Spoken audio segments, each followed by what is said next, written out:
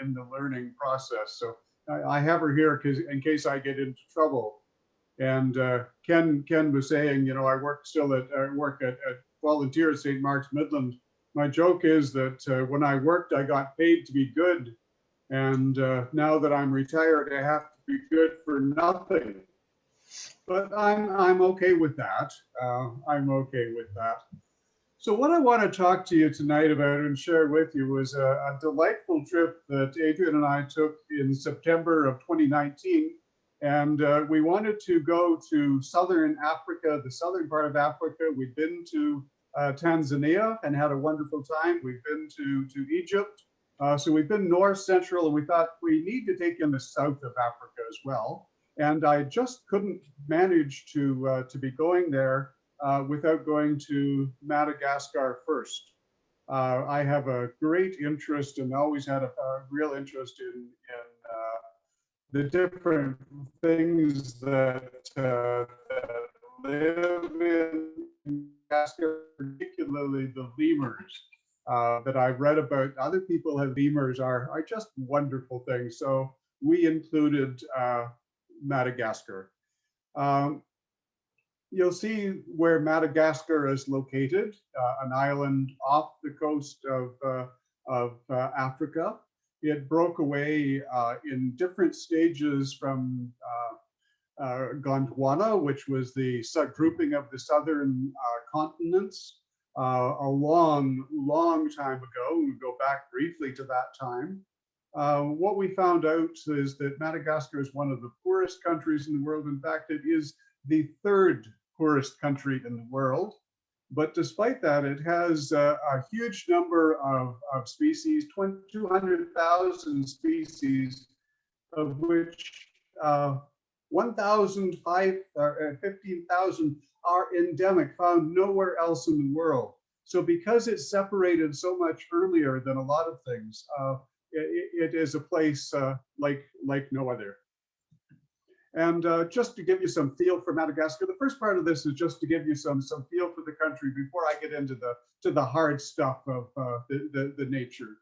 So you can see there that Madagascar is about the same size, a little bit bigger than France, and about half the size of Ontario. Those are my reference points. I use France because Madagascar was a French colony, and still one of the primary languages, official languages, is French. But in population, you see that Madagascar is way less than France, but way more than Ontario. So you get some sense of where Madagascar fits into things around us. We traveled from Toronto to Paris, France, and from there jumped down to Madagascar. It was the best plane connections, I think, probably because it was a French colony. And in an airplane, I always get the window seat because I love to take photographs from airplanes. And that's a view of the Alps as we flew over. We arrived in Tana, and I'm not even going to try to say the whole word because when I say the capital name, my wife laughs at me because I usually miss out one syllable or another, and it sounds funny. So I just call it Tana, which is what most other people do. It's the capital city and the largest city in Madagascar with 2.5 million people. And the official languages, as I said, are French and Malagasy. It's a very bustling kind of place. There are 18 ethnic groups of Malagasy and a real mix of population. It's a very, very crowded city. And like with any city, my first priority is to get out of the city as quickly as possible, which we did. And once you get out of the main city, it's a very rural country. Most people live in the country in small rural villages, primarily agricultural. And one of the things they grow but also eat a tremendous amount of is rice. It's also a good place to look for birds, so you get to see the great egret while you're looking at those things. So rice and birds together, you can't beat a combination like that. But both my wife and I are rice eaters. When we ate local Malagasy places, we could not eat the amount of rice they regularly consume. So a very intensive hand labor. I didn't see much machinery being used by anybody. All the work intensive hand labor. Of course, rice is that sort of thing, and they grow it everywhere that they can. Not many cars, but people walking. And as you can see, very good at carrying things on their grocery store on your head. Again, I don't think I could accomplish that. There's virtually no electricity in the rural villages. So what you see as you travel around everywhere, if there's a stream or a river, people are there washing clothes and they hang them out and they put them out in the sun to dry, which makes the countryside very colorful because they have very colorful clothing. And this is the closest village to the one place we stayed for most of our time there. We had to go into town because the charger on my cell phone broke down. So we had to go in and find one, which luckily our guide knew exactly where to go. But this is typical. You see, everybody's walking. There are no cars. When we drove through, we were the only car in town. And it's very, very different.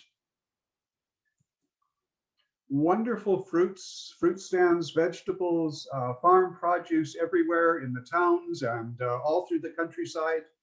Everybody seems to have a table out and have their produce out, and which makes it great for stopping for a snack. Adrian's buying something for our lunch. I don't know what we got there, bananas or whatever, but beautiful fruit everywhere we went. This is typical of the farming.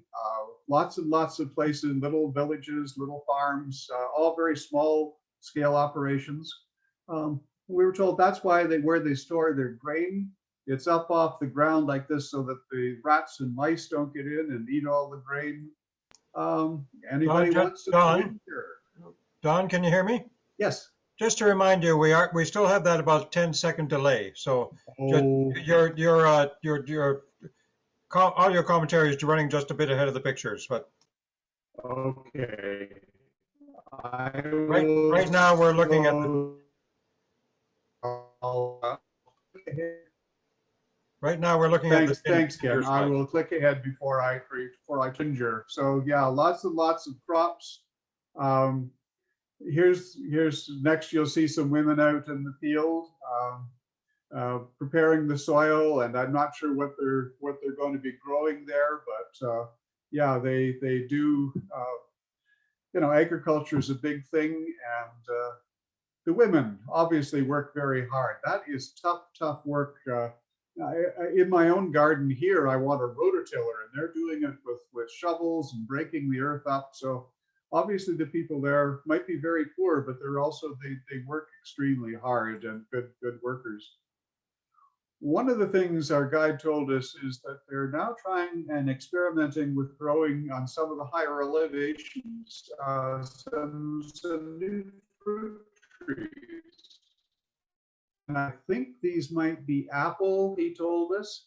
I'm not sure of that, but fruit that isn't typical of Madagascar, but anything that provides food is important to them.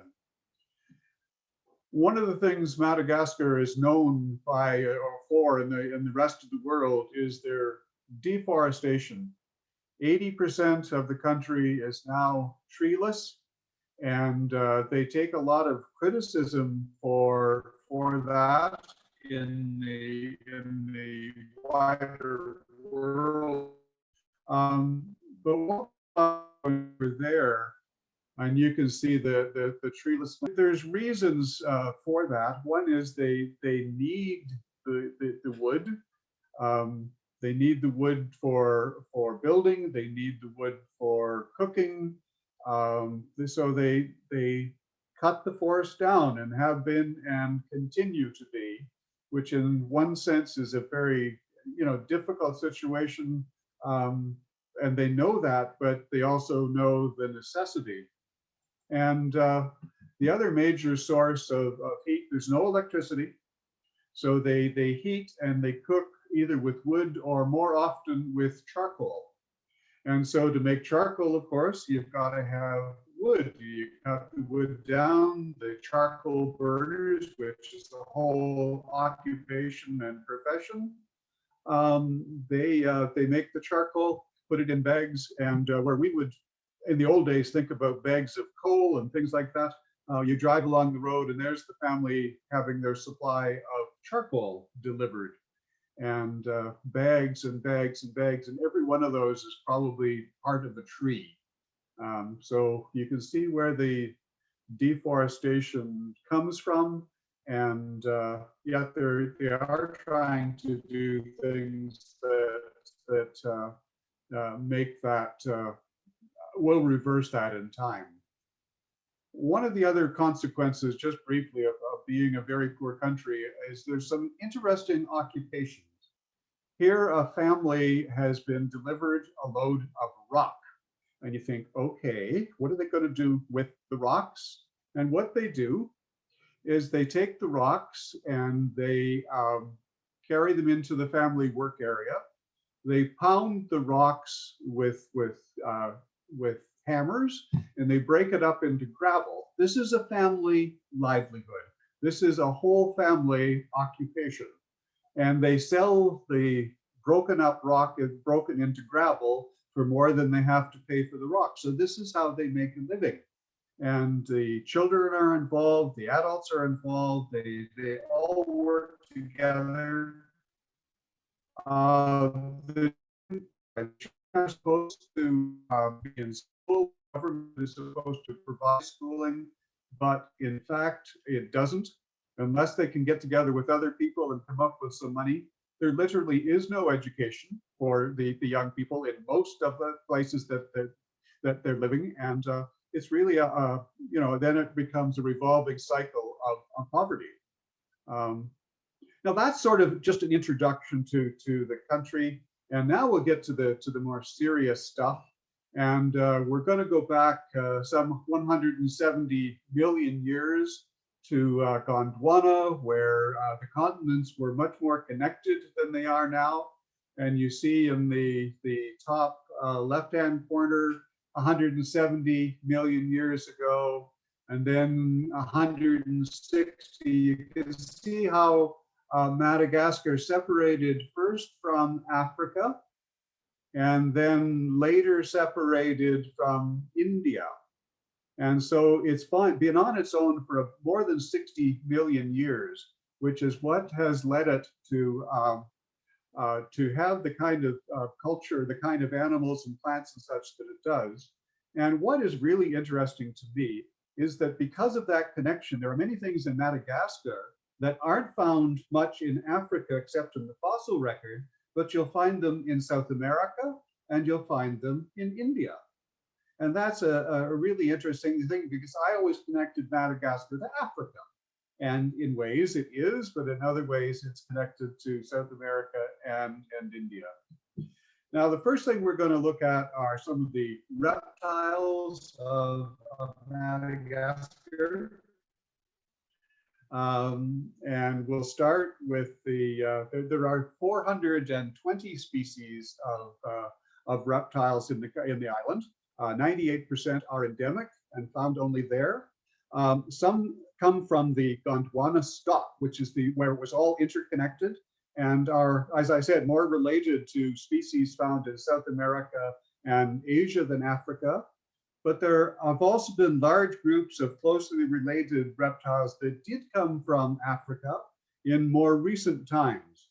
And these species landed on the island, ended up on the island, where they dispersed, and they went through all the many different habitats of the island, because there are very few predators on Madagascar, and none of the big predators like you find, for example, in India or particularly in Africa.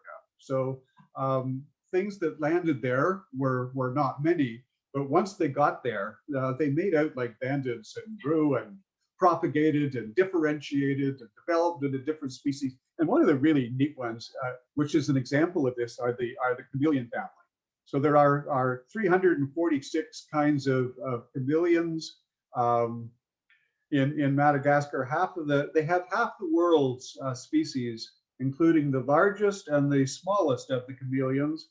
And 131 of these are endemic to the island itself. Now, one of the questions people think they know, they say, well, chameleons can change color. Everybody is apparently supposed to know that, and except that if they do, everybody's wrong, because they don't in fact change color. They are the color. They have evolved to be the color of their background. And you see that here with a leaf-colored gecko. Looks exactly like the leaves on which it prefers to rest. So where you spend your time, they have evolved to look like that. Now they are capable and do change colors, but they change colors not so much to match their background, but to show emotion. So an anxious chameleon, an angry chameleon with a rival coming up, save their best colors for their mating rituals, in which the male tries to be as flashy as possible, and the female keeps a dark cover unless she happens to be interested. So her way of showing disinterest is she doesn't show any color. So it's a very neat kind of communication things by color. So we have leaf-colored chameleons, and this one, in fact, looks like a leaf again. If you see that sitting up on a leaf, you would think that's exactly what it was. And I'll try not to go through too fast through these, looking for the changes, the delay, and then other ones disguise themselves by leaves. So some of them are like green leaves. Amazingly, for some of them being such big reptiles, they actually do blend in quite well. So there's leaf colored, there's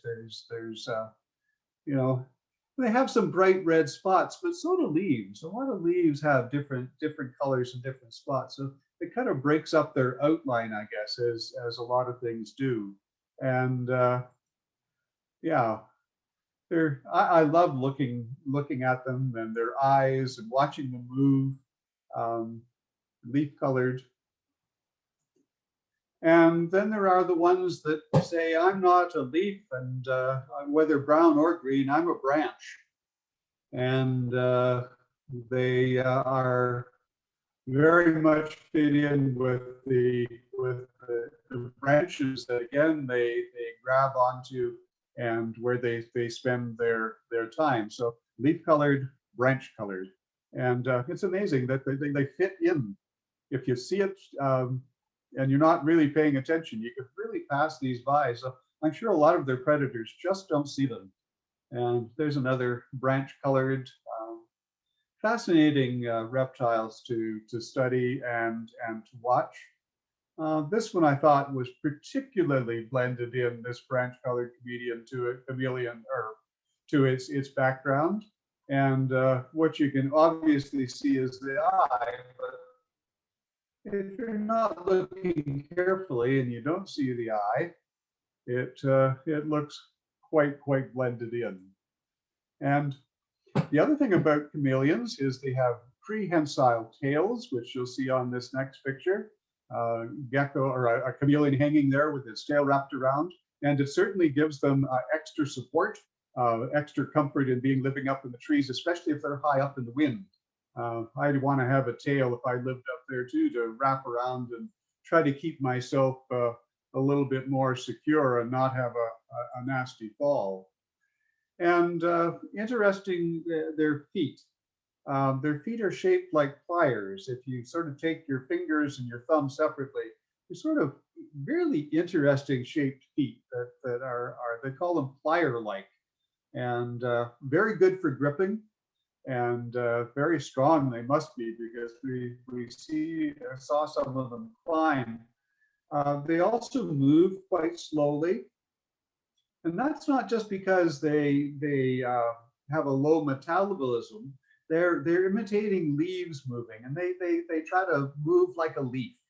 And I'm not into some of these Eastern meditations, but you hear, move like a leaf. Well, they've been practicing that for a few million years, and they have it down pretty well. And some of them are just, so startlingly interesting in the colors and the shapes. And the one common feature are their eyes. And their eyes swivel 180 degrees independently from each other. And what that means is they can look ahead and look behind them at the same time. And that's a neat trick. They can look up and down at the same time, which is also good. And when they focus on something, they have amazing stereoscopic ability. They can pinpoint a bug or an insect that they want to eat. I had some video clips that I couldn't put in that showed them actually snapping out and getting a bug. I caught that, but I can't show it to you because those didn't work out. But along with everything else, they have very long tongues that they flick out to extend this very long tongue, which is about half again as long as their body, and to retract it takes 1/2 of 1 second. And everybody assumes that their tongue is sticky on the tip. It isn't. As it hits whatever the target is, it actually forms in a fraction of a second, a millisecond, it forms a suction cup, which sticks on to the prey, and then they just whip it back into their mouth. It's just a fascinating process to watch. Our particular guide liked to keep a supply of crickets to keep people like us amused and amazed at watching them work. And they're just fascinating creatures to watch. And so this is what we started doing. This is where we started watching, was at a place like this where they have chameleons, and that helped us because later we saw a lot of them on our own, and having seen them in leaves and trees and bushes, we had a better idea of what we were looking for. And basically, you look for the eye, you look for the movement in the eye, because that's sometimes the only thing that is moving and visible. So, yeah, lots and lots of chameleons. And some of them have these protrusions on their heads. These are primarily the male chameleons, and they don't often fight, but they try to impress each other by the size of their head.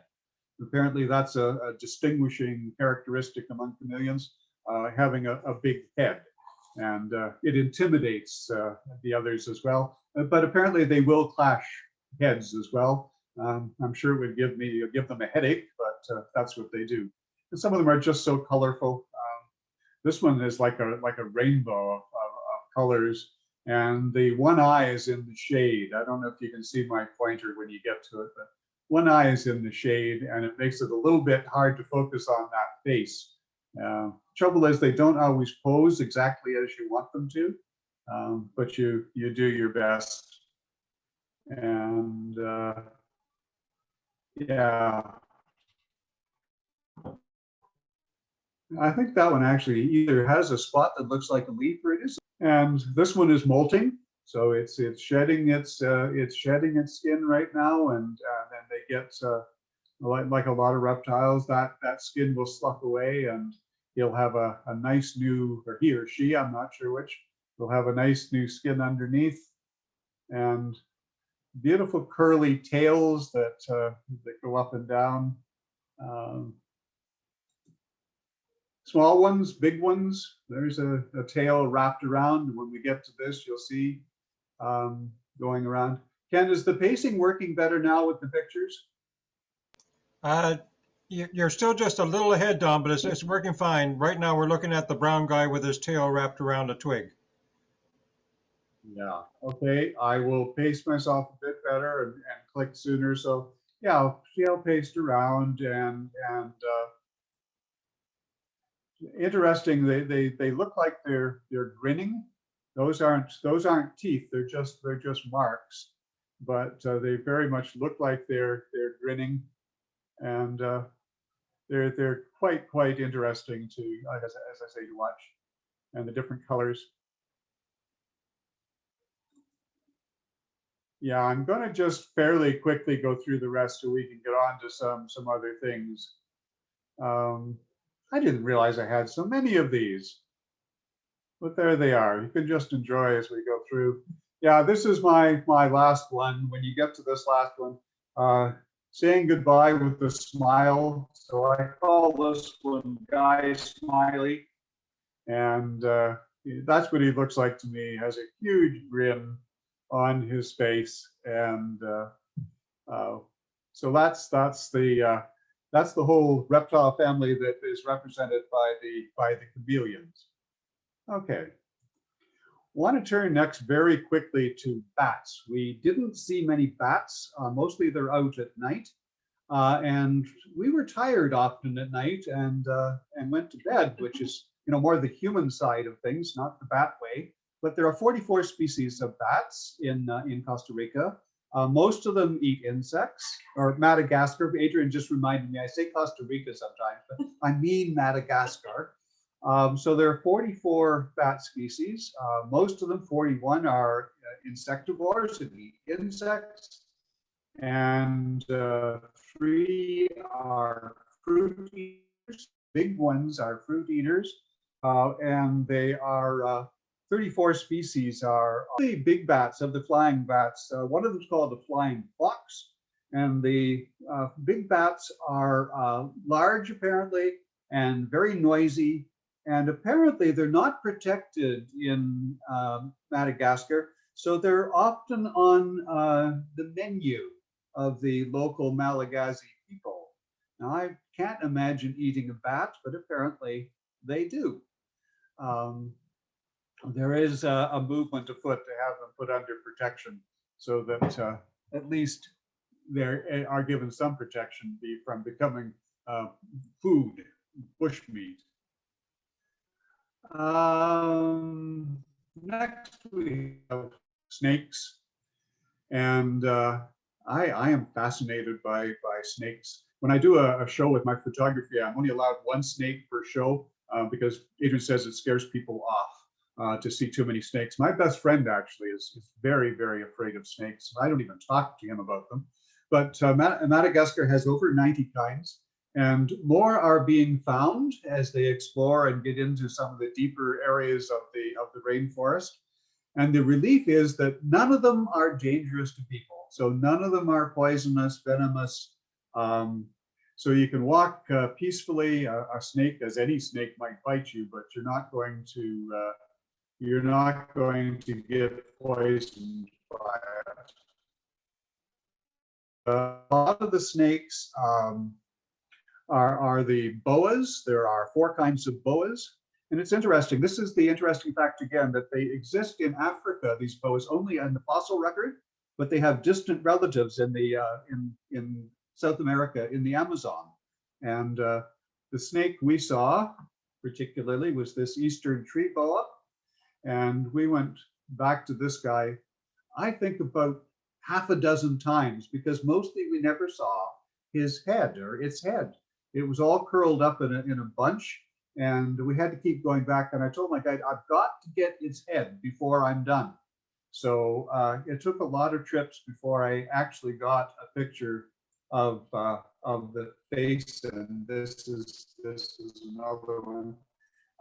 This one I think is the first one is the day. This is a night picture, and you see a lot of things at night. I love to be out in the rainforest after dark, and you see so many. It's like a whole new world that opens up, and different plants and animals and everything is different at night. So we saw the boa both times. And this is an interesting snake that somebody was carrying around for whatever reason on a stick.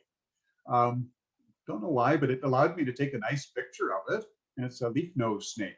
And I don't know, that snake doesn't have what I would call a leaf nose. If I were calling it, I would call it, I don't know, maybe Klinger from MASH has a nose like that, or, a very long pointy nose. But they were, and I found some of these on my own. looking around carefully. Once you've seen something, it's usually easier to see it again than it is to see it for the first time. So got to see some and find some snakes. Now we're going to go next to a family related to the closely to part of the reptile family, the geckos of Madagascar. So there are 100 plus species of geckos, and some, like this first one, make a point of standing out. Neon signs that say, "Here I am, eat me if you dare." They usually taste bad, which is why they're advertising themselves. Come eat me, and you'll wish you hadn't. And a lot of them are like that. Very bright, very colorful, and light, bright colors. And they find them on leaves and sticks, and they're fairly readily found, these birds in particular, because they do stand out and are obvious. Of course, you see the common house gecko, especially at night where you're staying and the lights are on, because they eat the bugs that get attracted to the lights in your room. And I don't know if they have there, but I know in Costa Rica, a wedding present will be a pair of house geckos, a male and female house gecko, which you then thank people for and you put in your house, and it keeps the insect population down. Not the usual North American house pheasant, and I'm not sure in Madagascar, but I can see the sense of it. And they're cute little things. I'm sure if you've been in the tropics at all, you've seen house geckos. Some of the geckos, though, are much harder to spot. Just like with the chameleons, some are obvious, some are very disguised.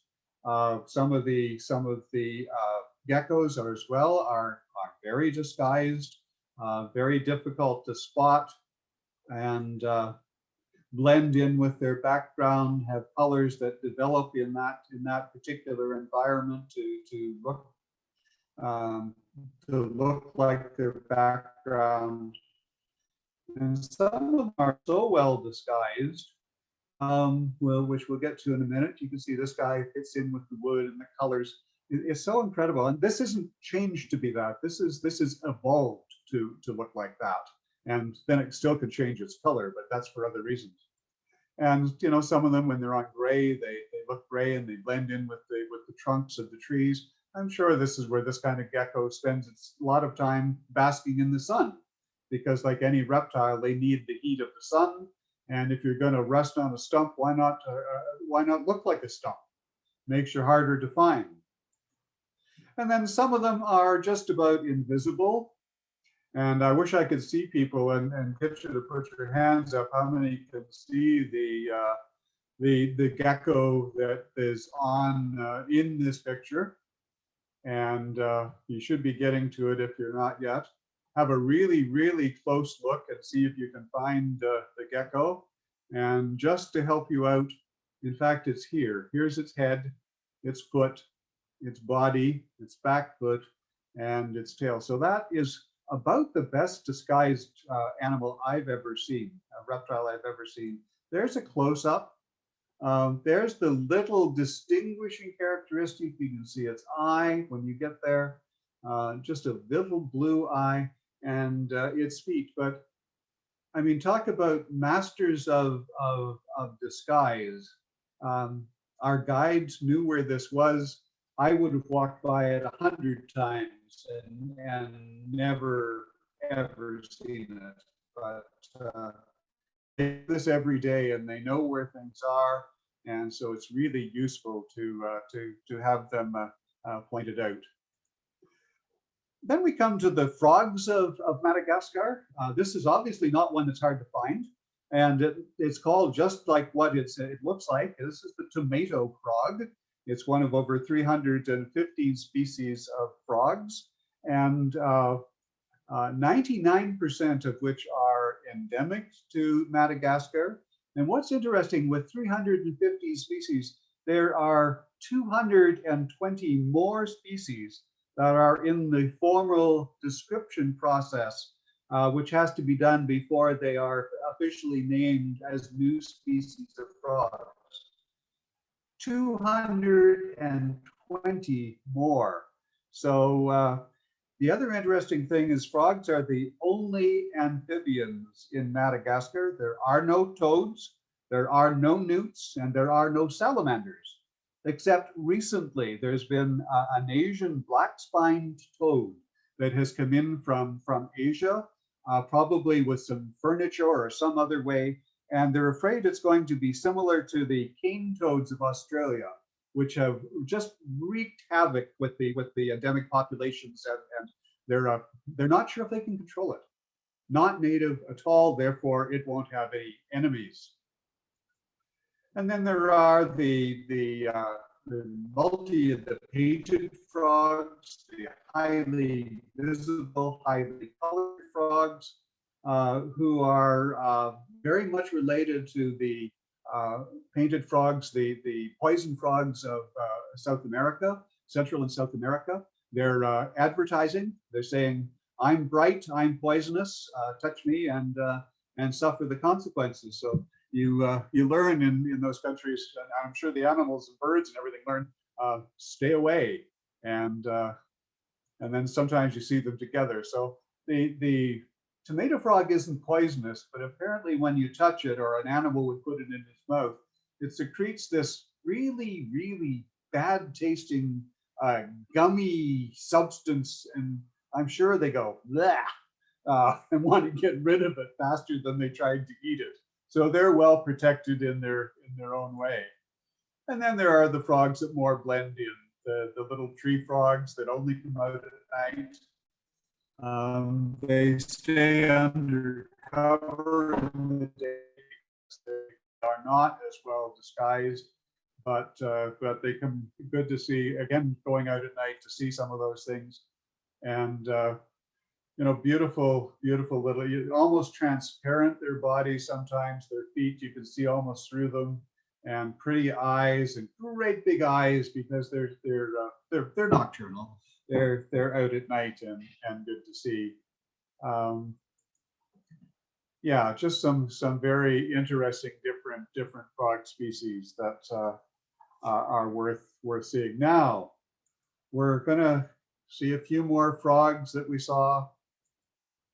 Different shapes, different sizes, different colors, different disguises or not.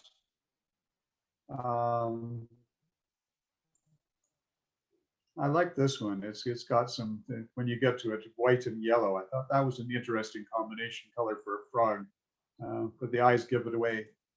One of the recent discoveries of these 220 kinds that are online is called a new species, a whole group of species related frogs called mini frogs. And this is one of the mini frogs that we saw. And there it is next to, when you get to it, there it is next to Adrian's finger. So you can see how mini it is. If she had to put it on her finger, it would have been fit on top of her index finger with no problem at all. And so you can see why these might not have been found readily earlier. They are tiny, and yeah, this is next I'll show you another mini frog, and there's a close-up of it when you get to it. The next one will be a close-up of the mini frog. They are well disguised. They do blend in, not with the green leaves, but they would with other leaves, and elongated toes. You can see its little toes and all the rest. And there's the same frog next to our guide, Christian. That's his finger. He volunteered to be the finger that time to show the size of the frog, and all very interesting to see. Okay. The other interesting thing the guide showed us as we walked around some of the water areas is frogs that lay their eggs on the underside of leaves. And then when the tadpoles, which develop in these egg masses, gelatinous egg masses, when they're ready, they just drop out of these into the water. So they're a lot safer than being in an egg mass in the water where they would likely get eaten. And so laying their eggs on the underside of leaves above the water, fascinating way that they've developed to to deal with their propagation of the species. And this is just another, the second one's just another egg mass. You can actually begin to see there the little bit of a tail that will be the tail of a tadpole, and will develop in there until it wiggles out, falls in the water, and won't be quite as available as food once it gets grown up a bit and growing a bit. Okay. Despite being a very poor country, Madagascar has some wonderful places to stay. We basically stayed at two. The first one was a forest lodge called Vacona, and great place. The Vacona is what also its other name is it's a welcome palm. And it doesn't say welcome to people, but people are welcome to see it. If you're in the jungle and you're thirsty and you know how, you can cut into this tree. You can get something to drink. You can get food from it. You can get water from it. And so it was a very welcome site. And so the lodge is a very welcoming place. So we were glad we were there. It had great food, a good menu, lots of water around it, which were full of fish, and we saw lots of birds, great birding area. It's nice when you don't even have to go anywhere to see a lot of birds. And I'm normally not a morning person, but I was up first light and out walking around with my camera. And we got pictures from down there, from above. That's looking up from the dining room, which was first. We're looking up at the place that we stayed in. And it was very nice to have. And that's the basis. From there, we went to all the different places to see. There are about 4 or 5 different areas there, national parks and private parks. So it's a great place centrally to travel. Again, Madagascar travel is slow, difficult, so it was great to be very close to where we were actually going. And this is our first attempt to see the lemurs and find the indris in particular, which is what are on the poster and what this park is known for. So it's a rainforest, and you see the rainforest trees. Another way you know it's a rainforest is the trees are full of epiphytes that you get to see. And I like I say, my favorite environment in the whole world is a rainforest. So I felt very, very much at home there with the trees and the vegetation, flowers, and things growing on top of things, which I think is a glorious revelation of life. And it's interesting. Madagascar has no monkeys. They didn't make it across.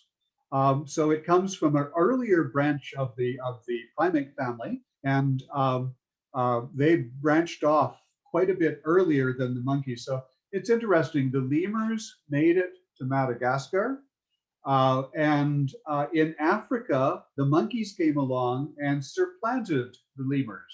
Monkeys are quicker, faster, smarter, so the lemurs died out in Africa. But because the monkeys never made it to Madagascar, the lemurs did very well in Madagascar. They spread everywhere. They occupy all the different niches in the environment, and they're really quite amazing. And there are a number of species. There are, I think, over 100 species of lemurs. Some are daytime, some are nighttime. The Indri is the biggest of all lemurs. The I, which I'm going to talk about because it's very special to me, is the biggest of the nocturnal lemurs. And down in the corner here, I hope you're by now, they have a whole 21 species of what they call mouse lemurs. And there they are. That's not my picture. I never did find a mouse lemur that I could put on Adrian's finger, but somebody volunteered and got this picture. So I just wanted to show you how small they really are mouse size. And the Indries are much bigger. So this is our first sighting of the 110 plus species of lemurs. This is the largest, and they have a unique and remarkable sound that Adrian's going to play for you. They sound like whales, humpback whales or other whales. And she's just struggling with her phone to get it to play the Indri sound. You got it?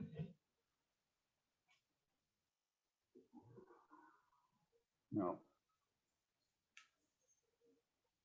Okay, I'm going to keep talking while she finds the Indri sound.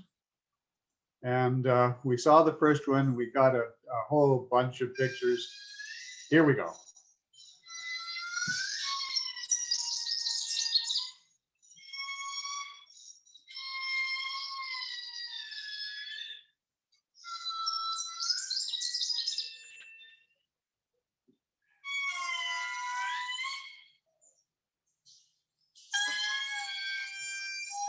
Okay, thank you.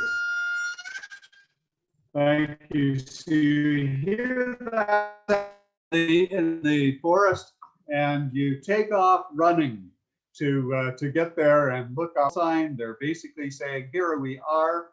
The male has the higher sound, and the female has the lower sound.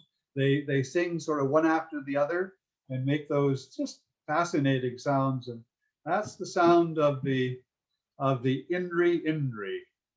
And also interesting about them, they're the only species that basically has no tail. There's a little bit of a puffball there, but other lemurs, as you'll see, have long, some of them prehensile tails. Indris aren't, but they're pretty big. And at that size, you'd need a pretty massive tail to hold on with. So they obviously gave up their tail and developed other things as well instead of their tails. This is an Indri we found on a walking around. He's up on a high on a tree, but we're looking out at him because we're on a higher hill, which is beside him. So we had an eye-to-eye meeting, which is always nice to have. I get a bad neck if I spend so much time looking up, but this guy we're looking straight out at, and it's obviously very interested in us as well. So, but he settled down very quickly. He starts to eat eventually with us there. He wasn't afraid of us, which is characteristic of a lot of the wildlife in Madagascar. It just started to munch happily on the leaves, and we watched it, and yeah, it was fun. This is in one of the parks that I'll talk a little bit about later, where the tour guides and some other people, local people, have gotten together and they own the property and they set the rules. And one of the rules then is they have one or two Indris that come for food. They feed them only natural leaves and vegetation. He's asking for food. Adrian fed it. I fed it.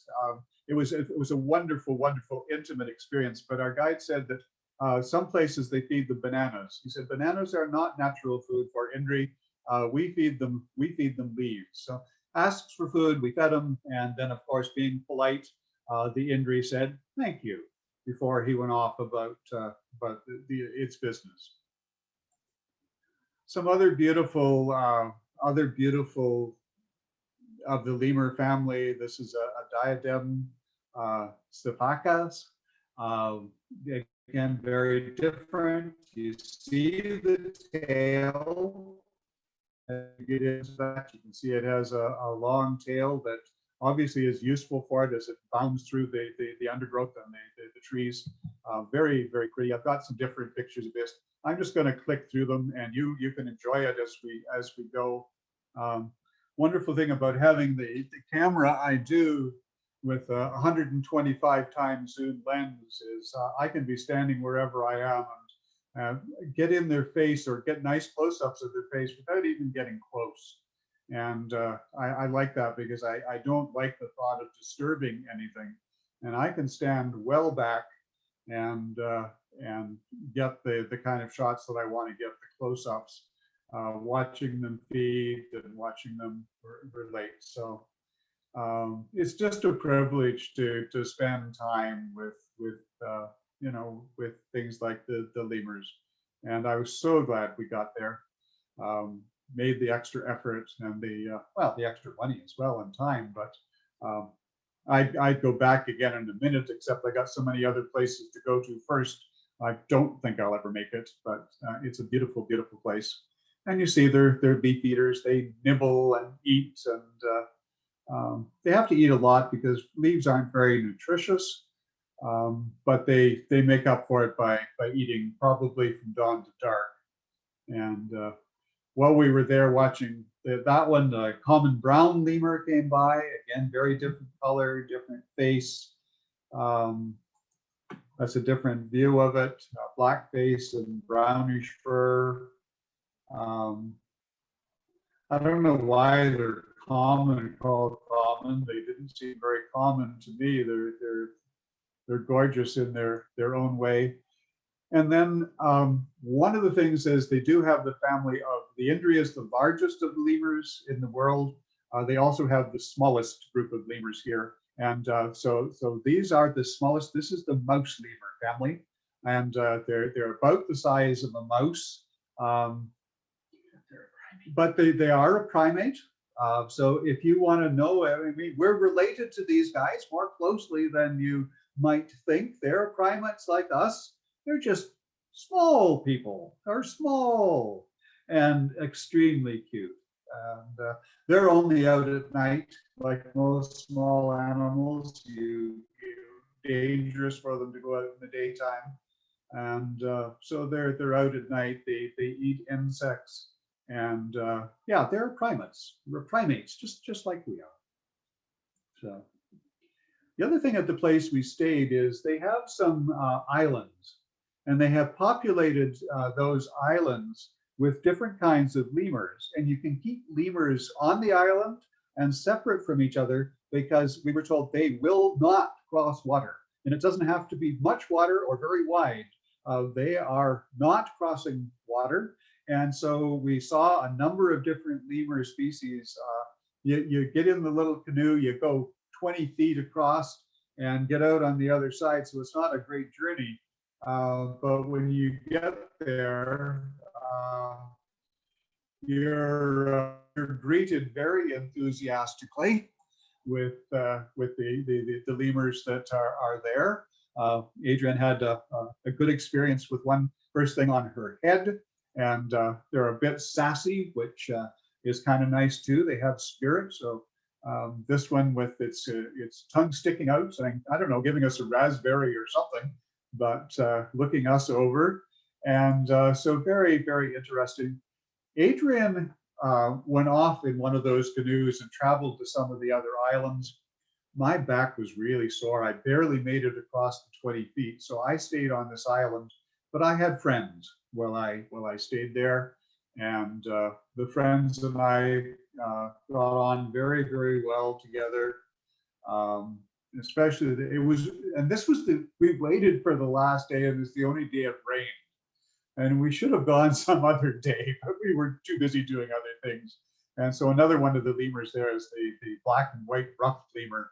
They have quite a ruff around their necks, and they and I shared the rain.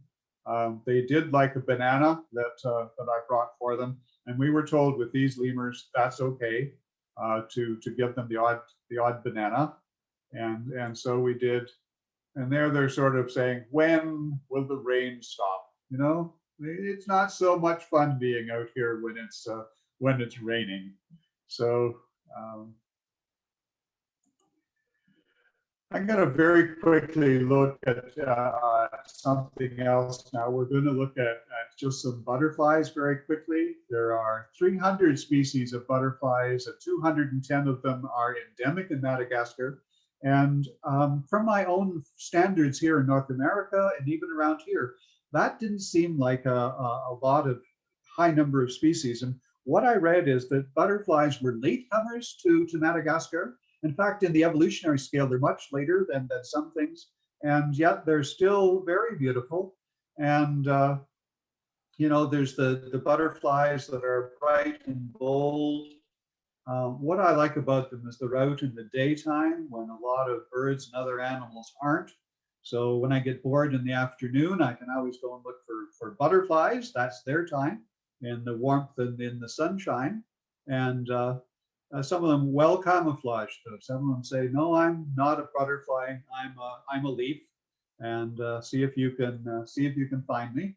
And occasionally you get lucky, and you can. And so lots and lots of different. We didn't see a lot of species of butterflies, but they were certainly there and around. And I find butterflies fascinating, and different colors, and feeding on nectar, and doing the things that butterflies do. What I was amazed at is, well, there's only only the 300 or so species of butterflies. There are over 4,000 species of moths in Madagascar, 98% of which are endemic. And moths are much older in origin. They probably came from that original Gondwana stock. So they've been on the island for 60 million years or more. And there are a lot of them. Like everything else that's endemic, or like everything else that comes and has no natural enemies, they spread into every niche. And in Madagascar, there are many, many moths that are very active in the daytime, which by us is unusual. We usually think of moths at night. And they not only are in the daytime, but they occupy a lot of the niches that butterflies traditionally do, because they were there first.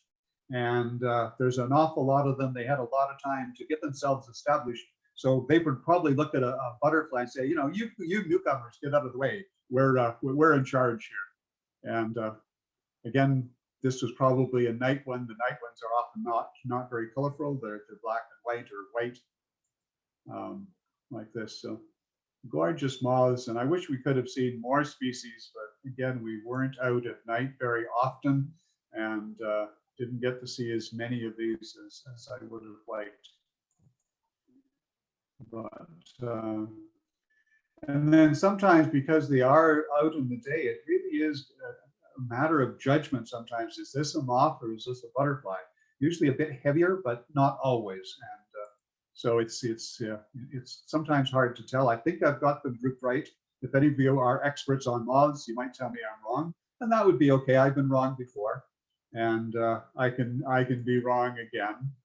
And I just want to briefly touch on one other thing here that we were told we weren't going to see because it was the wrong time of the year.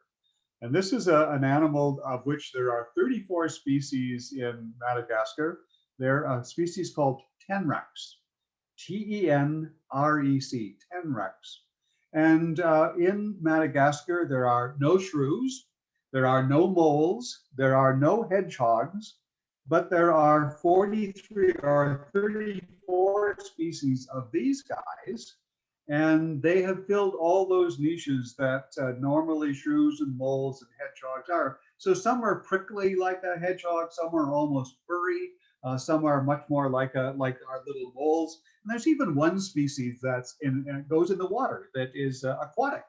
And I'm not sure I'm ever going to see a mole or something other than in Wind in the Willows that goes on the water. So that's quite interesting. The other interesting feature is they have the one big tenrec is the largest insectivore in the world. It weighs up to 1.5 kilograms, or what's that, 3-4 pounds, which is a big thing for an insectivore. And it's interesting, the female has 24 nipples to feed her young. 24. And they have huge, enormous litters. And I guess they propagate quite well. And we were Adrian spotted this. The guy said, "No, you're not going to see a tenrec." And Adrian loves to say, "Oh, but there's one there." And it was fun. Now, we're going to turn briefly to birds. And what you'll find interesting, I found interesting, is there's not a long list of birds in Madagascar. There's a very short list. There's only 308 species, and 108 of them are endemic and nest there. But they're not a major part of the ecology of Madagascar. And so they're not a major part of my presentation either, but I can't resist showing you some birds. And so that's what I'll do. You'll see the names. I think you're seeing the names. Ken, are we? Everybody sees the names?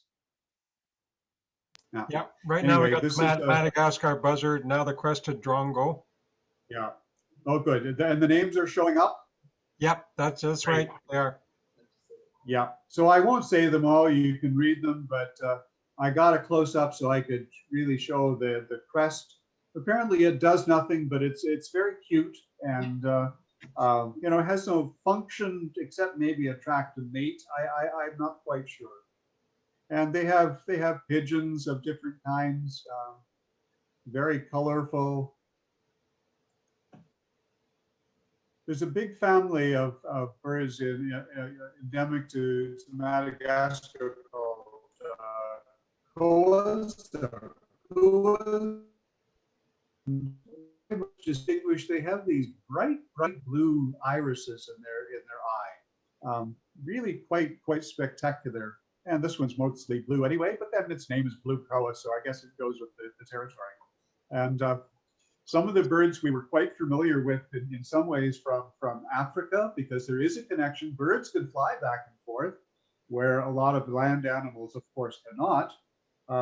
We have seen many different bulbuls in Africa, and this is the one from Madagascar.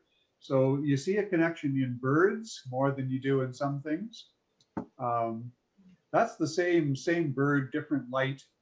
And as a photographer, it's always the light that makes the difference. And things can look so different, one light to the next, which makes bird IDing sometimes very tricky. Like, what's the light?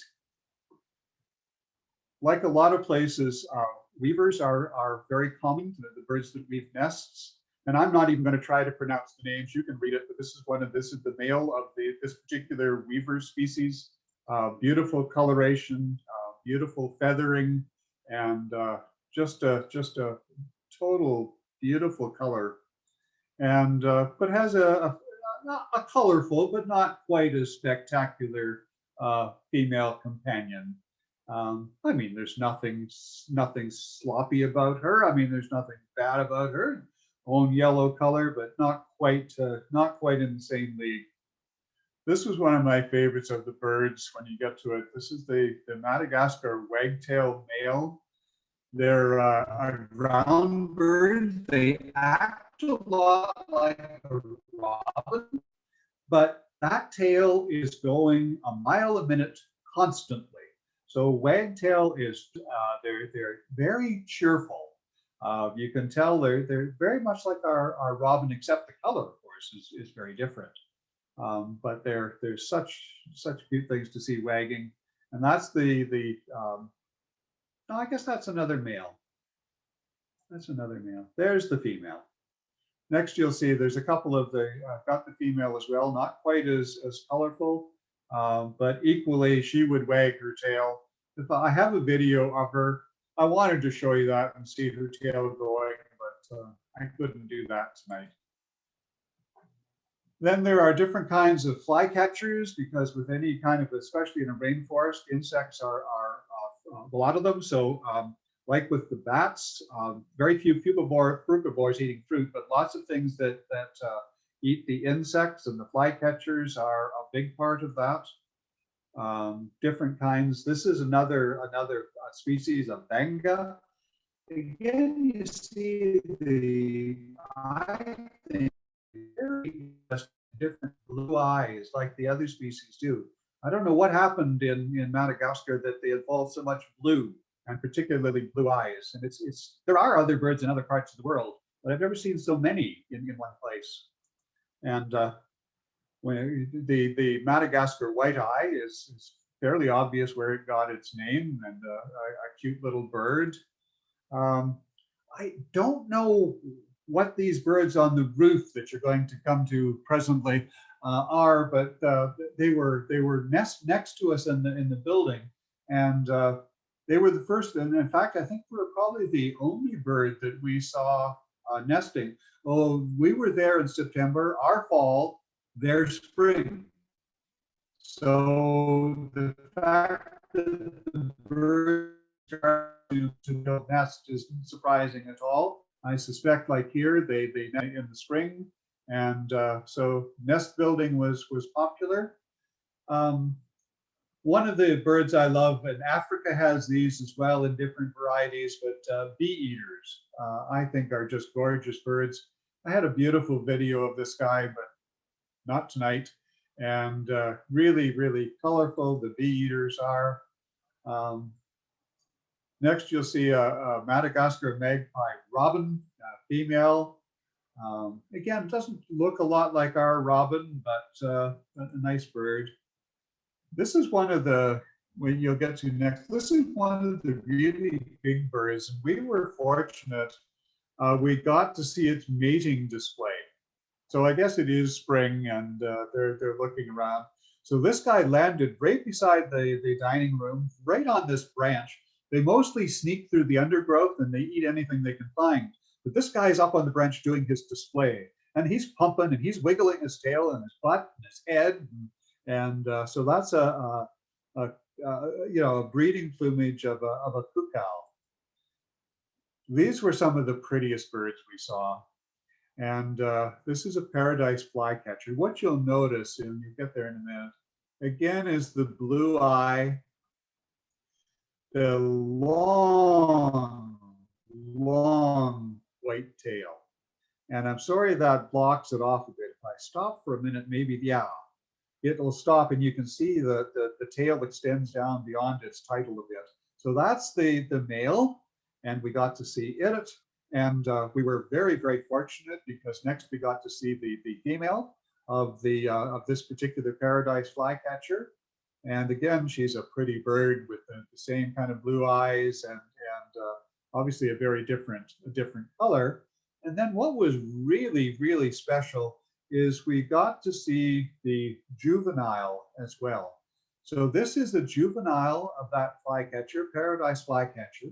It has the mother's color it starts, but it's starting, our guide pointed out, it's starting to get the long, long tail of a male, and that tail and its feathers will turn white, and he'll start to look like his dad, where right now he looks more like his mom, except for the long tail. So interesting, and you can see, if you look closely, you see the little feathers. Most of the flycatchers have something that helps them sense where the insects are. And another one of the Venga, Ward's Vengas again, blue eyes.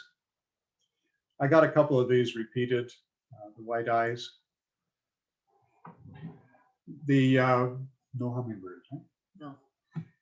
The Madagascar has no hummingbirds. And that's very, very unusual, but their place in the ecology is taken over by sunbirds.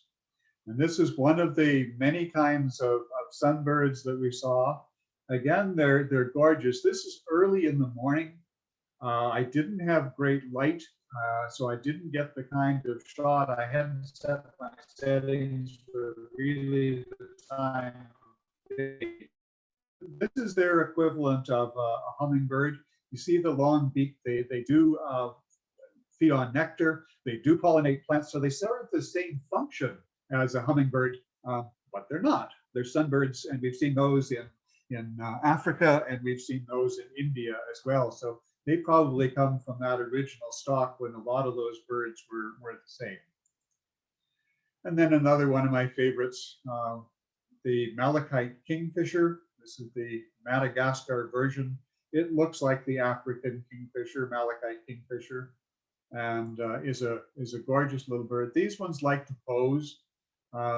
This one just sat there and let me take pictures and sort of said, do you like this side, or would you like me to turn this way, or should I raise my beak? Or they're very photogenic. And they seem to enjoy it. and they will pose for you on posts so you can get their reflection. Um, yeah, they're very cooperative, unlike some birds that you see and 2 seconds later they're gone. If you weren't really quick, you don't get them at all. And I'll end the bird section with this gorgeous heron. I mean, I love our great blue heron, but this is the most colorful heron. And I've seen herons in different parts of the world, the Goliath heron in Africa. This is the most colorful heron I've ever seen. And just a gorgeous, gorgeous coloration and a fairly big bird, not as big perhaps as a blue heron, but you know, a couple of feet high, and it's no small bird. Okay, next. Okay, Adrian's reminding me I gotta speed up again, which I will a bit. I'll try to talk ahead of my slides though. This is one of the interesting places I talked about a little bit. Most of the parks are national parks. This is a privately owned park. This is one of the owners who's also our guide. So guides and local people got together. They bought a big chunk of property that we see in the system. They bought this. They are in control of it.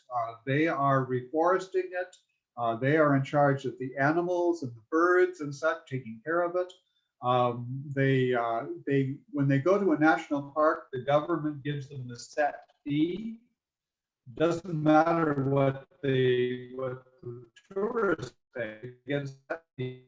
Here, they get a much higher percentage of the more of it, and the rest goes to maintain the park. So this is a wonderful local venture that they have set up, privately owned, and Evariste, our guide, took us around. We did some of these trails where we saw some of the things. It has some water, so we saw some water features. This, of all the parks we went to, this was my favorite.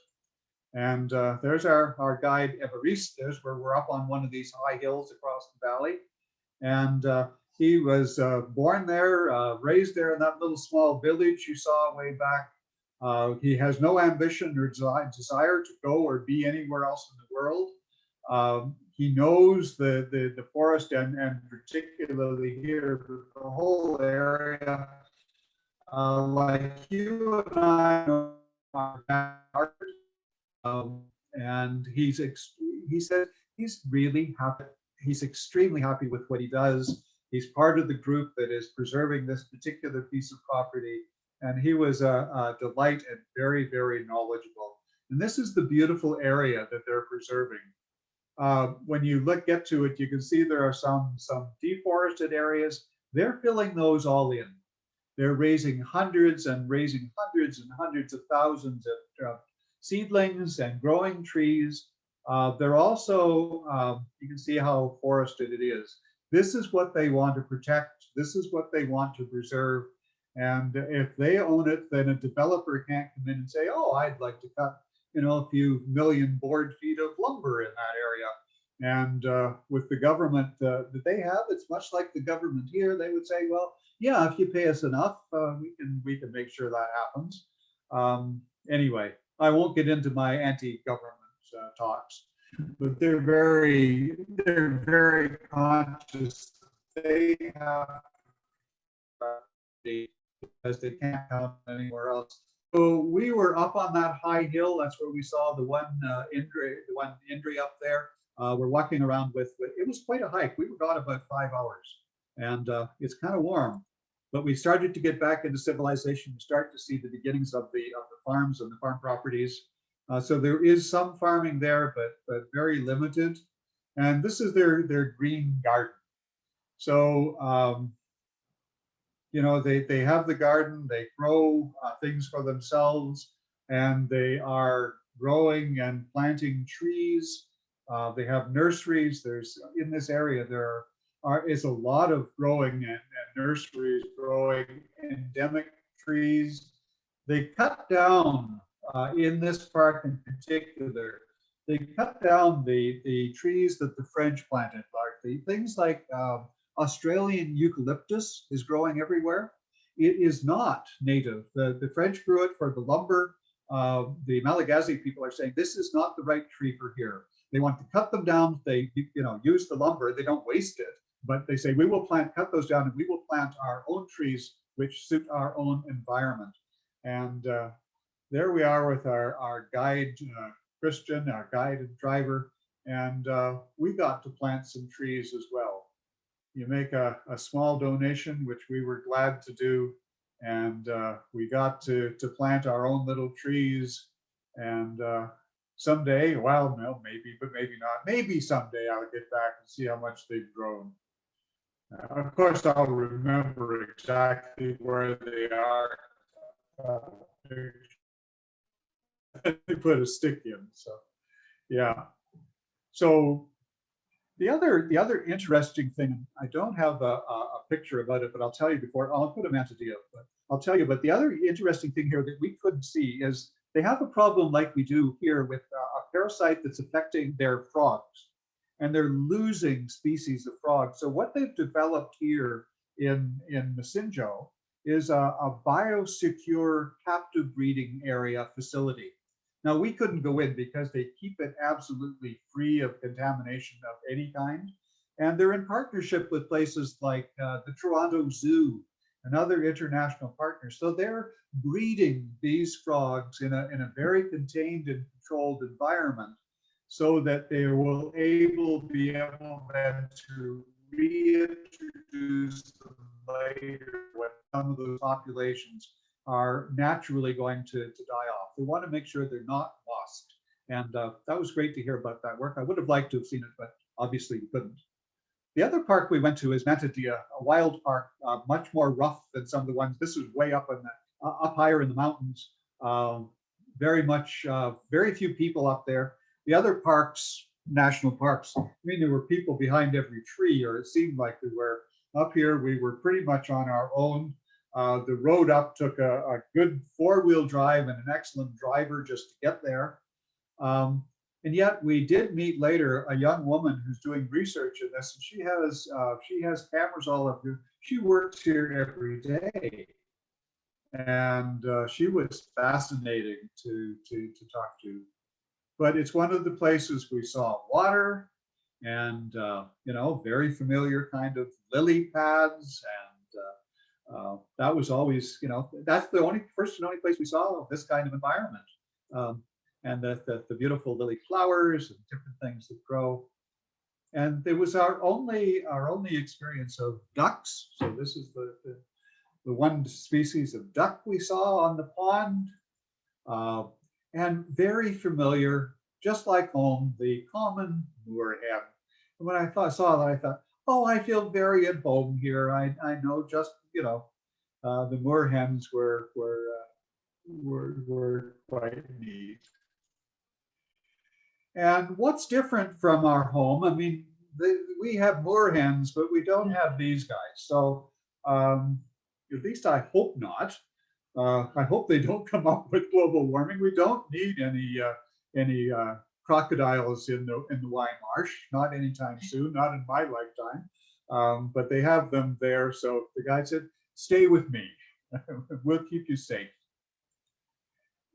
And up around the water too, as well, we got come into these beautiful pitcher plants that he pointed out to us, and different kinds, different varieties of pitcher plants. We didn't spend a lot of time looking at flowers and plants. Not that I'm not interested, but there was just so many other things to look at.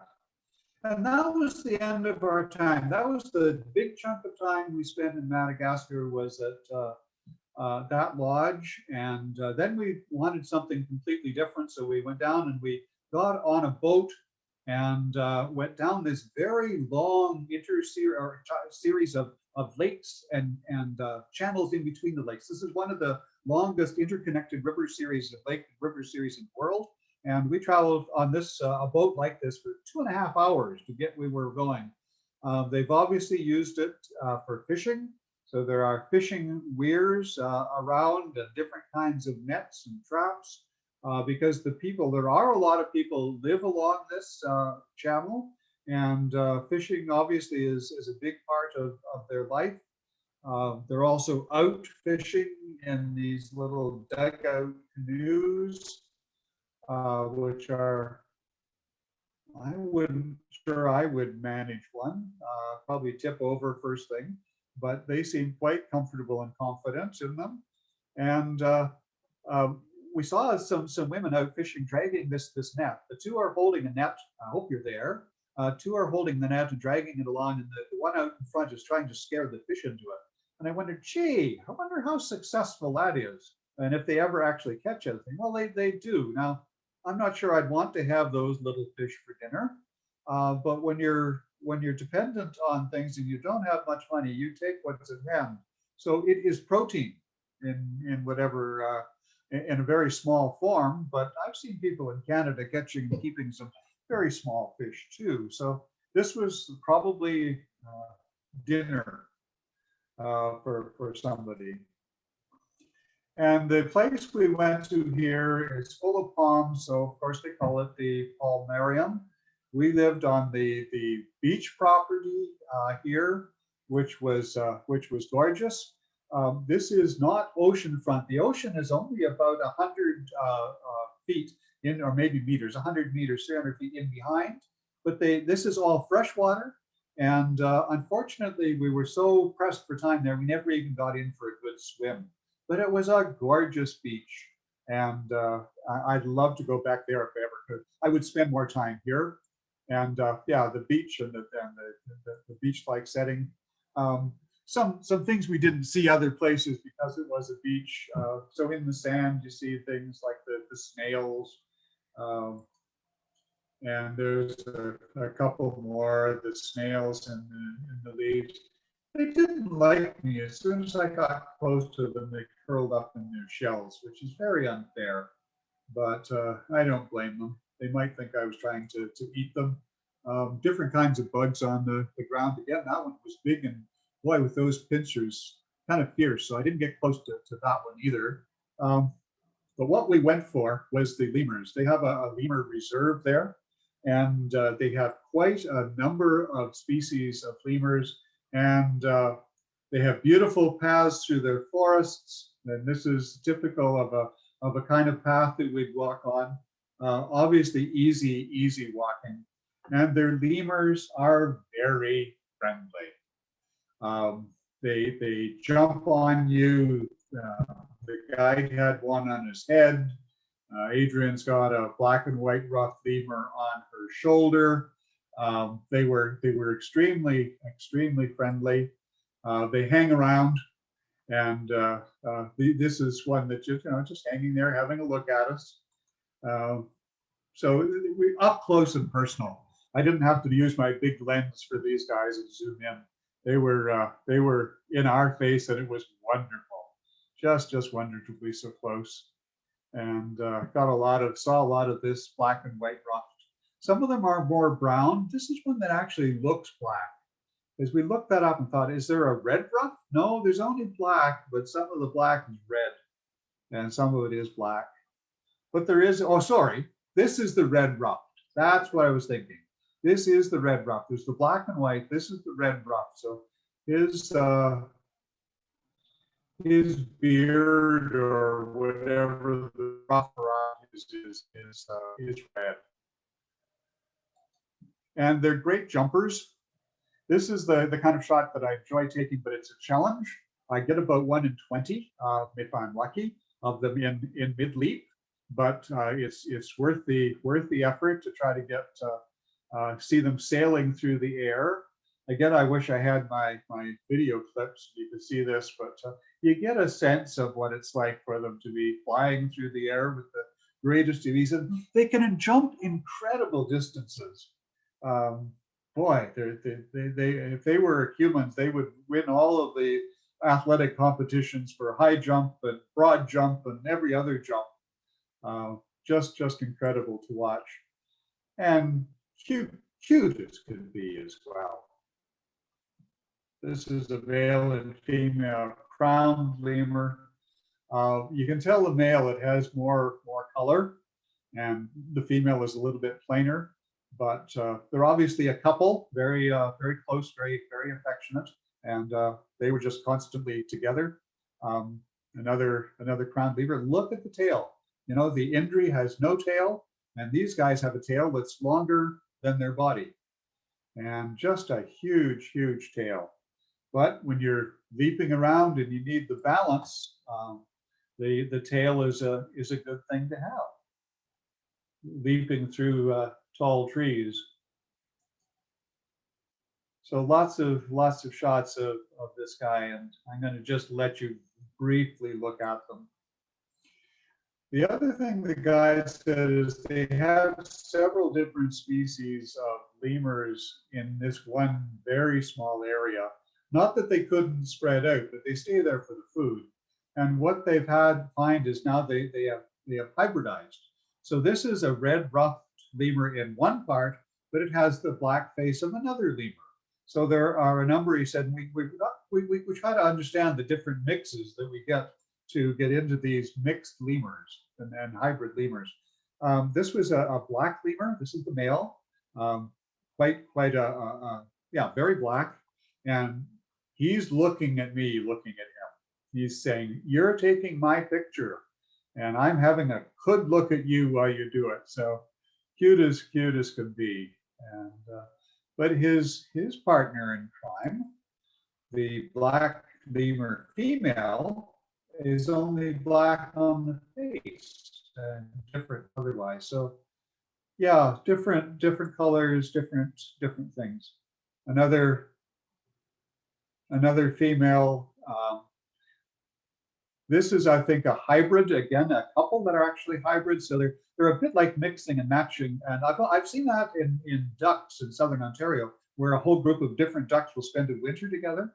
And in the spring, you see some weird things like, what's that duck doing with a green head like a mallard, but it's not a mallard? Not the only thing is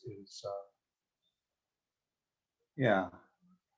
So great shots of the lemurs. Some of them obvious, some of them hybrids.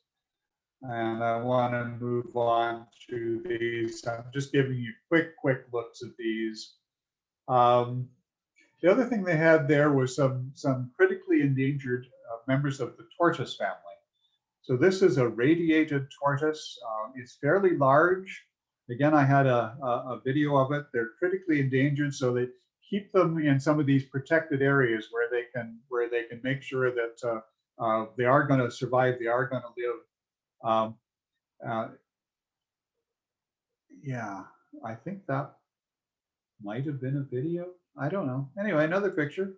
And then Adrian picked, the guide said, Adrian, she could pick up this spider tortoise. So we go from something very big to something very small, but equally endangered.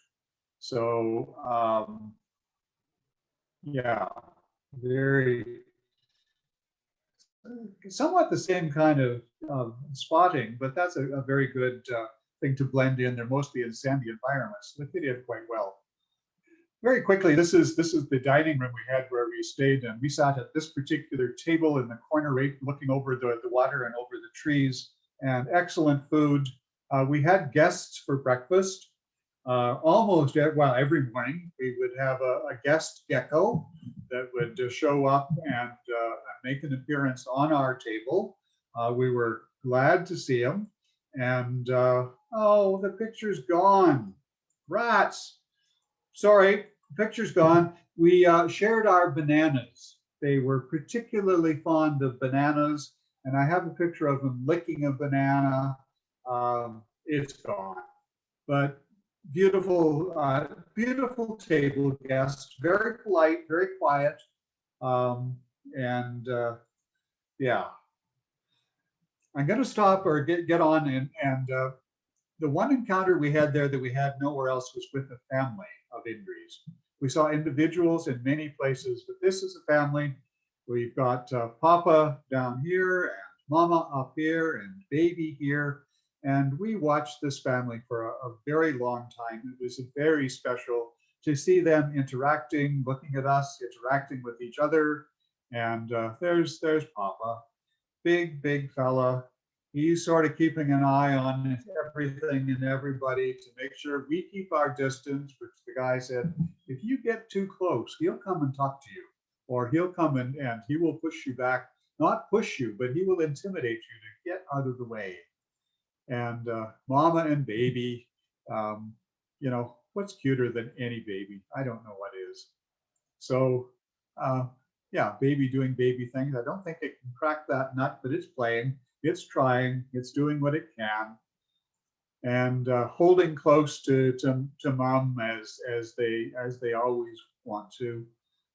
Here he says, you know, he or she says, "I'm with my mom," and then he took off for a little, just a couple of seconds, moved a couple of feet away, and says, "Look at how brave I am! I can get away from my mom, and I can be on my own." But then right back again.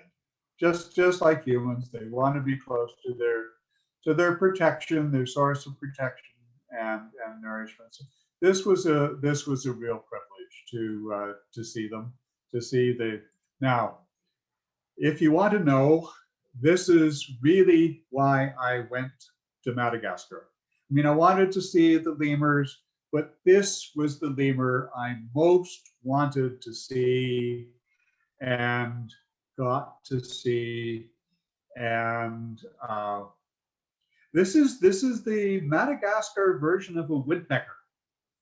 Madagascar doesn't have any woodpeckers. This is it.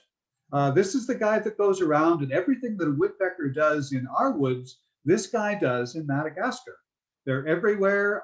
They are the woodpeckers, and I'll explain that a bit more as I go through it. Sorry, I'm getting tired, I guess. Yeah, they're just absolutely amazing. I'll move this.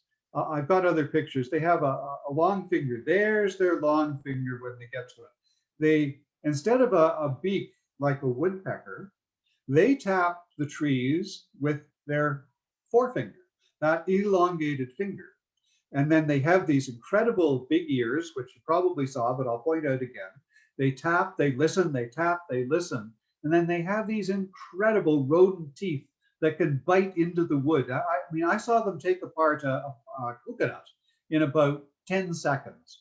You know, I take an axe in half an hour to accomplish the same thing, but this is their beak. If this was a woodpecker, that would be their beak.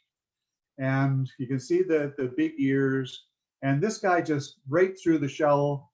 Their teeth keep growing, and they're the largest of the nocturnal lemurs. And I know probably you're looking at and saying, well, they're not beautiful like the Indris and the Sipakas, but I love them. I think they're gorgeous. And like I said, this is really why I went. So we went back.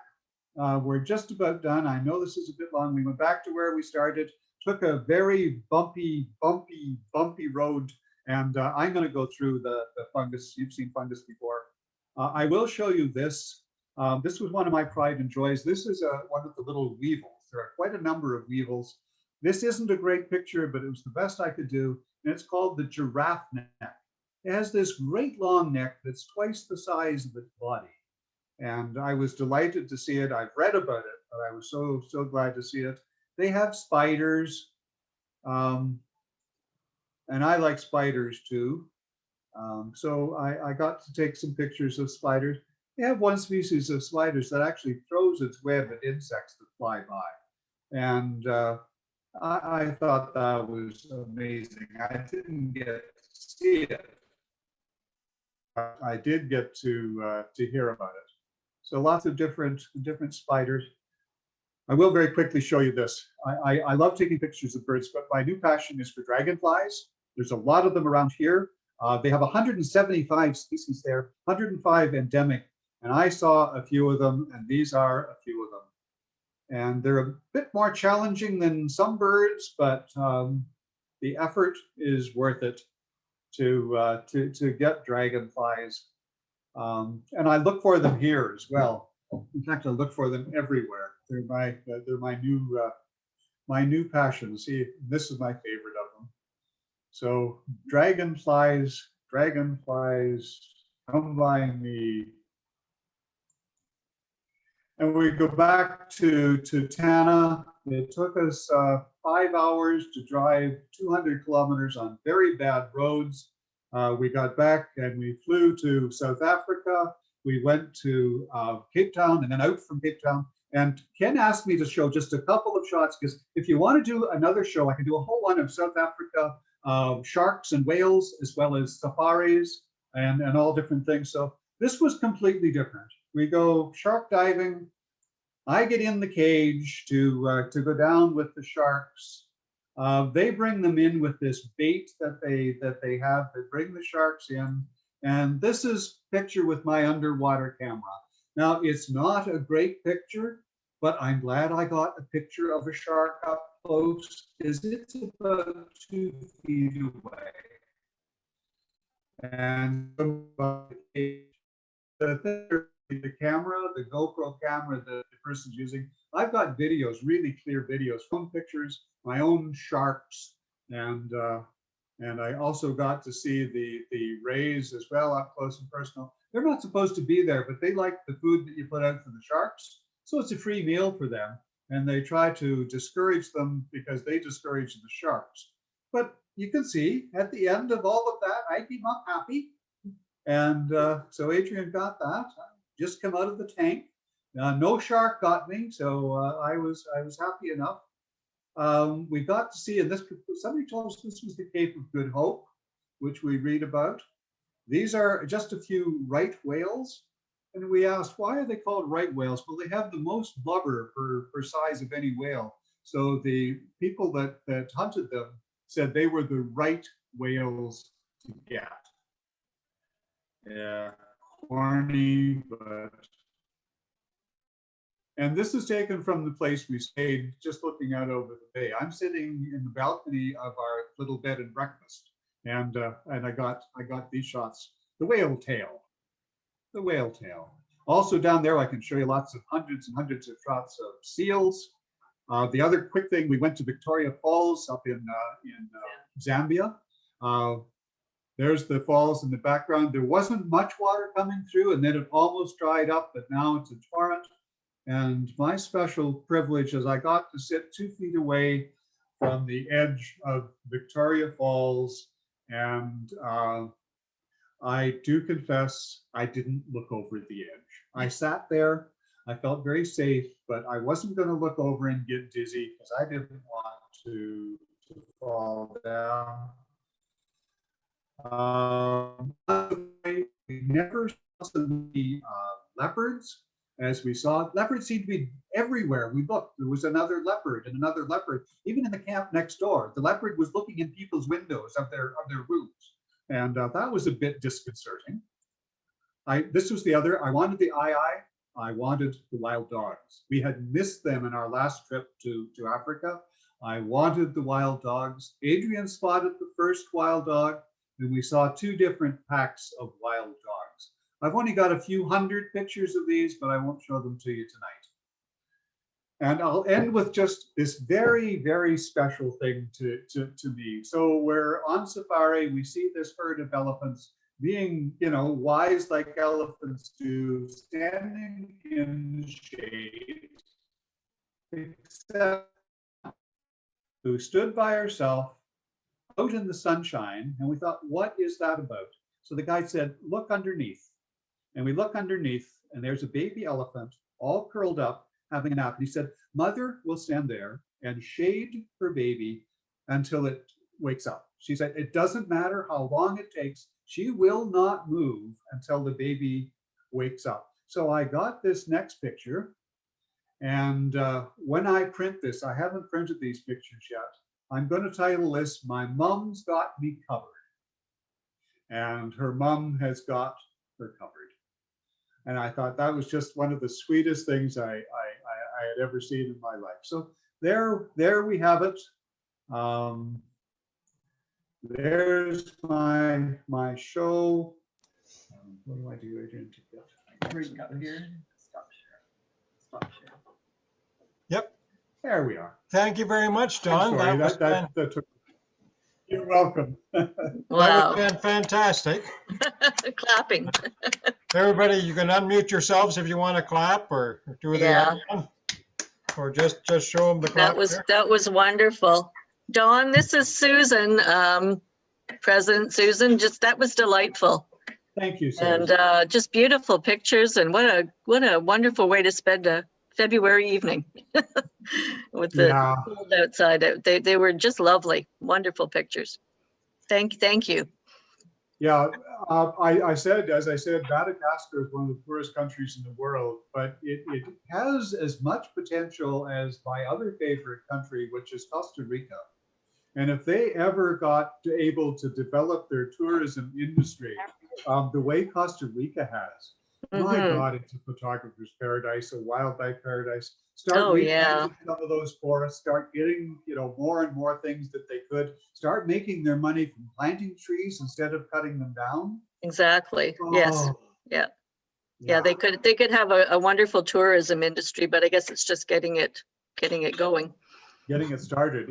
I mean, for most people, they wouldn't even want to go there because they have to, I mean, the lodges are great, but getting there, driving on Yeah. their roads, oh my God. Yeah.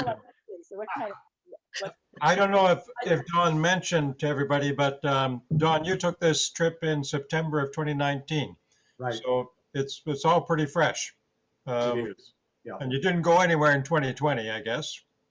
No, or we've just canceled a trip to the Galapagos that was supposed to happen last year and then this year, and now we've got 2 Oh. more years to try for that one.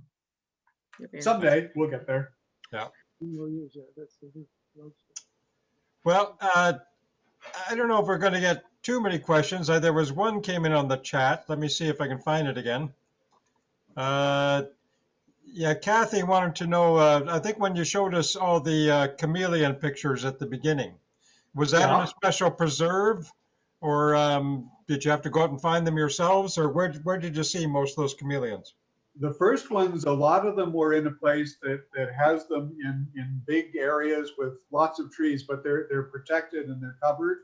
And it was really, really useful to do that, because unless you know what you're looking for, and I've never seen a chameleon in the wild before. I mean, I've seen them on television. I've seen them maybe in the zoo.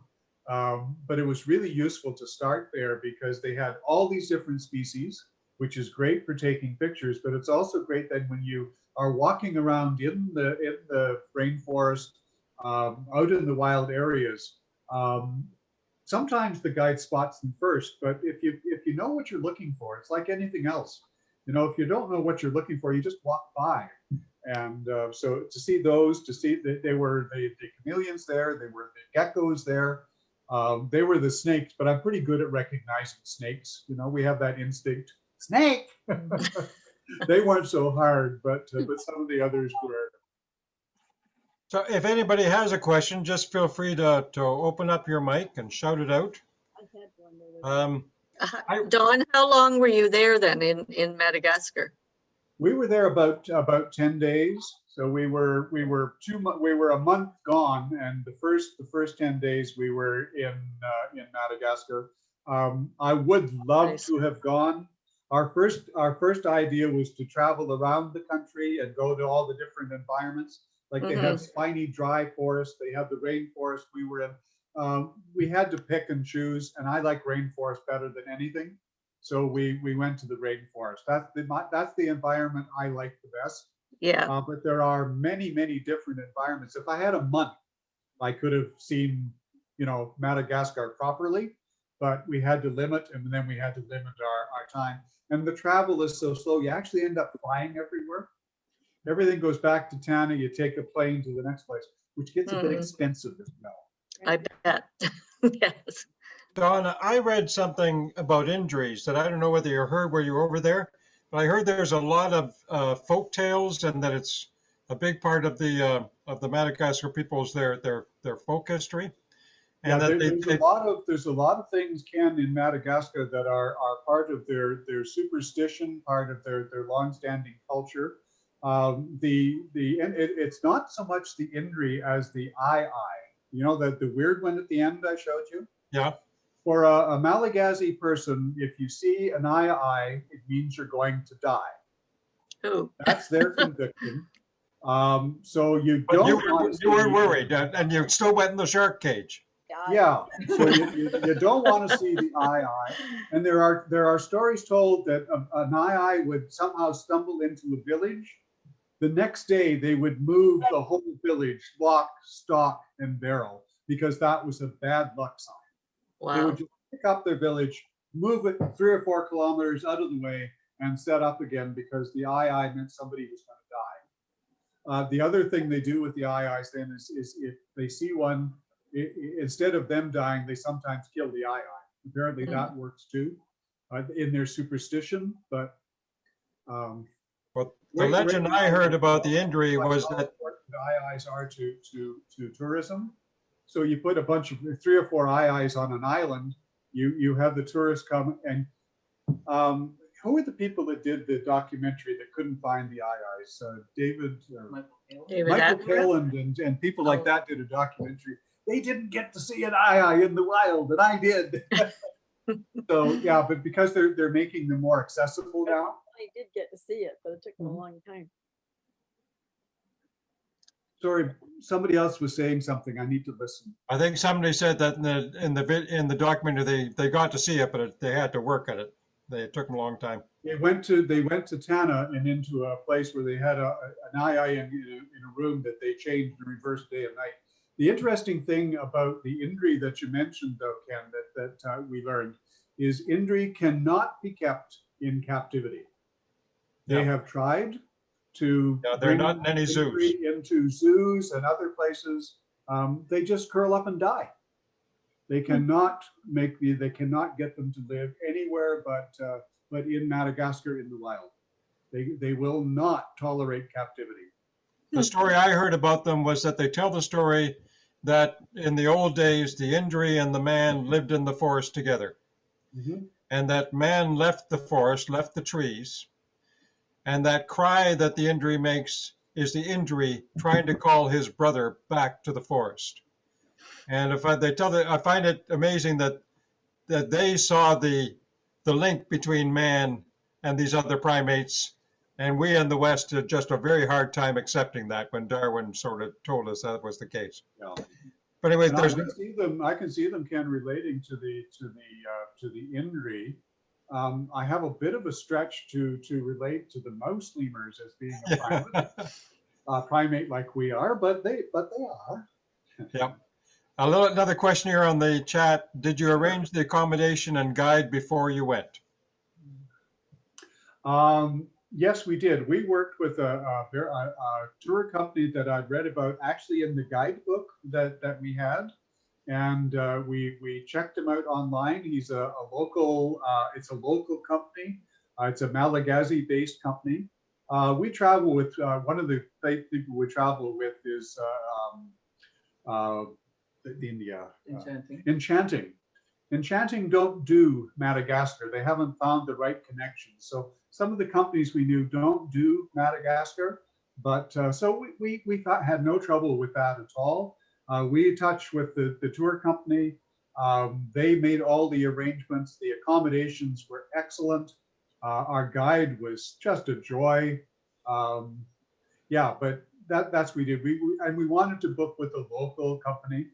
And again, now that we know what a poverty-stricken country it is, we're really glad we did. Anybody else got a question for Don?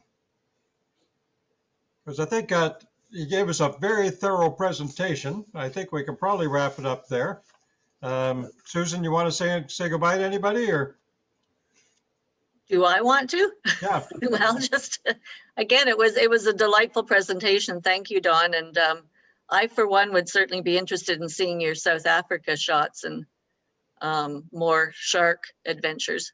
So that would be great for a future presentation. I haven't worked on that presentation yet because it takes me a long time because I have to look up all the names of the birds. Now, Ken did a good thing. He looked up the name of the chameleon that I sent him, and I haven't done that myself. I've looked at the characteristics, but he looked up the name of it. I'm so. Well, there you go. You've got a researcher then. Yeah. He'll make it easier for you. Yeah, I couldn't figure out the moth though. There's just too many moths. Well, before we say good night, first of all, Allison, why don't you unmute yourself so you can say hello to Mary? You want to do that? Okay. Go watch Hi, us. Mary. Hi, Mary. I'm sorry you didn't get to see this, but Well, she'll watch it on the tape. Yeah. And one day I'll put together a presentation of my Tanzania trip, Okay, that'd be great. because we did Nice. Tanzania in 2019. So we were 6 weeks. Allison was joining us from Jamaica tonight. I think she came the furthest electronically tonight, I believe. Yes. Well, Okay. Bye, everybody. I Bye. think we'll say goodnight, but maybe before we all go, or while we all go, I'm going to try sharing my screen because what was the little hedgehoggy type guy, Don? The Tenrec. The Tenrec. Tenrec. Don did send me one of his videos of the Tenrec. So maybe what I'll try to do is, as we all say goodbye, I'll try to share my screen and show that video. And you can all just sort of leave, and eventually I'll end the meeting. Before we go as well, we will put up send everybody a link for the tape we made of this presentation, so you can watch it again. And we booked our next month's meeting, which will be the third Thursday in March. I believe it's, what's the date? I think it's March 18th again. And our presenter will be David Hawk, who we all know and love, mostly known for his work with the Couchiching Conservancy. And we hope that David will finally be giving us his Spring Things presentation. This will be the third year we booked that presentation. 2 years ago, when he was supposed to give it, we changed and he did his presentation on the art exhibit that the Couchiching Conservancy put together. And then last year we had it booked, and of course it didn't happen because of COVID. So we are hoping that the third time is the charm. Lucky. Yeah. And that David will be telling us all about things to look for to let us know that spring is on the way. Okay, so with that, I'm going to try to share my screen and show the Tenrec, and you can just all say goodbye after you've seen him do his little dance. Here, let's see.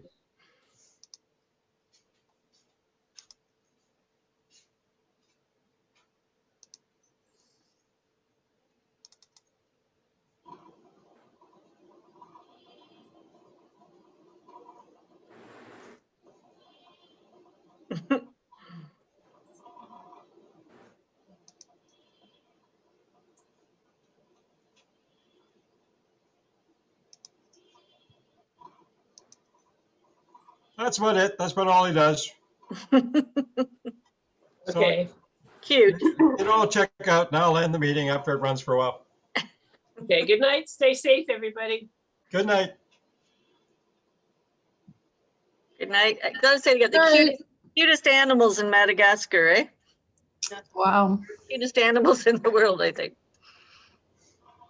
Good night. Thanks so much. Really enjoyed it. Good night, Thank Paula. you. Good night.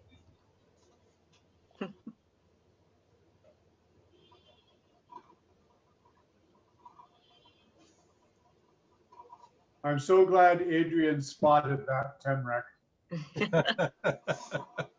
So cute. That's why you took Adrian along, right?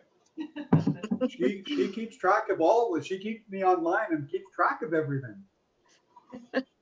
Now, is he the noise in there? Is that him, or is that That's our Jeep or our car in the background. that's your car? A little bit of it, yeah. They have no tails, eh? Nope. I can't they're see like a one little anyway. hedgehog. The only thing I can see they're close to even begin to resemble is a hedgehog. Yeah, Some of them look like moles. They're very small and furry. yeah. Or a tiny badger, Yeah. sort of, yeah. So, but they're spiny, right? They look like it's quite spiny. Some of them are very spiny. Some of them have lost their spines. It's like so many species, they get there and then they change over, they've had millions of years to change and evolve. Yeah, yeah. And some get big and some get small and some keep their spines and some lose their spines. And like I say, to find a little thing like this that becomes aquatic, they do all their stuff in the Wow. water. Yeah, Like, they all wonderful. they find their spot, eh? And then they Yeah. adapt to it. Yeah, Evolution, that's wonderful. it does amazing things. Yeah. Wow.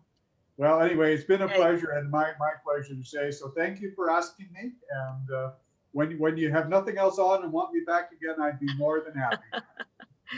I Great, gotta figure sounds out how to stop sharing my screen here. Let me see. I Thank think I you. go escape. Good night, everybody. Good night. Yeah. Bye. Bye.